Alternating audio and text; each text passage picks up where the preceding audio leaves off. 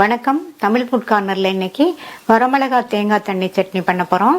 இந்த சட்னியோட டேஸ்ட் ரொம்ப ரொம்ப நல்லா இருக்கும். நம்ம ரெகுலராக பண்ணுற தேங்காய் சட்னி மாதிரி இல்லாமல் கொஞ்சம் வித்தியாசமான முறையில் இந்த சட்னி பண்ணியிருக்கோம். சுவை ரொம்ப ரொம்ப நல்லா இருக்கும். இட்லி தோசைக்கு விட்டு சாப்பிட்றதுக்கு ரொம்ப சூப்பராக இருக்கும். இப்போ எப்படி பண்ணுறதுன்னு பார்க்கலாம். இந்த மிக்ஸி ஜாரில் 1/2 கப் தேங்காய் துண்டுகள், 5 காஞ்ச மிளகாய், ஒரு 4-5 சின்ன வெங்காயம், இதுக்கு பதில் ஒரு சின்ன சைஸ் பெரிய வெங்காயம் இருந்தால் கட் பண்ணி சேர்த்துக்கோங்க, 3 பல் பூண்டு, கொஞ்சமாக கறிவேப்பிலை இலைகள், அரை நெல்லிக்காய் அளவு சைஸ் புளி, 1/4 கப் பொட்டுக்கடலை, சட்னிக்கு தேவையான அளவு உப்பு. ஃபஸ்ட்டு இது கூட 1/4 கப் தண்ணி சேர்த்து கோர்ஸாக அரைச்சிட்டு வந்துடலாம்.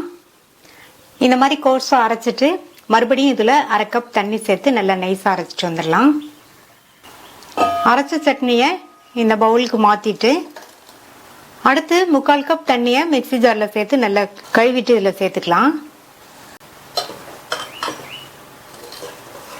நல்லா மிக்ஸ் பண்ணி விட்டாச்சு.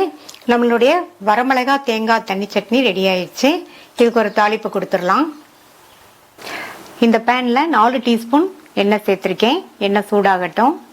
எண்ணெய் சூடாயிடுச்சு. இதில் 1 டீஸ்பூன் கடுகு பொரிஞ்சிருச்சு. அடுத்து இது கூட 1/2 டீஸ்பூன் கடலைப்பருப்பு, 1/2 டீஸ்பூன் உளுந்தம்பருப்பு. இப்போ பருப்பெல்லாம் நல்லா பொன்னிறமாக வறுபட்டுருச்சு. இது கூட 1 டேபிள் ஸ்பூன் பொடியாக கட் பண்ண வெங்காயம் சேர்த்து வதக்கிக்கலாம். கூடவே கறிவேப்பிலை, ஒரு கட் பண்ண காஞ்ச மிளகாய் சேர்த்துக்கலாம்.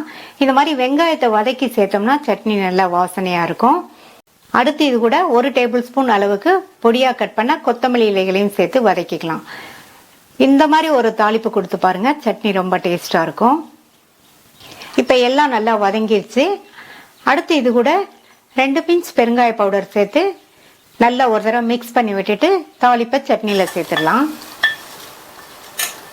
தாளிப்பு கொடுத்துட்டு நல்லா கலந்து விட்டுறலாம்.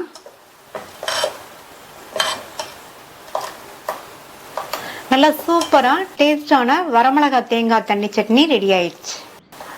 நீங்களும் இந்த டேஸ்டான தண்ணி சட்னியை ட்ரை பண்ணி பார்த்துட்டு உங்கள் கமெண்ட்ஸை சொல்லுங்கள். தேங்க்ஸ் ஃபார் வாட்சிங்.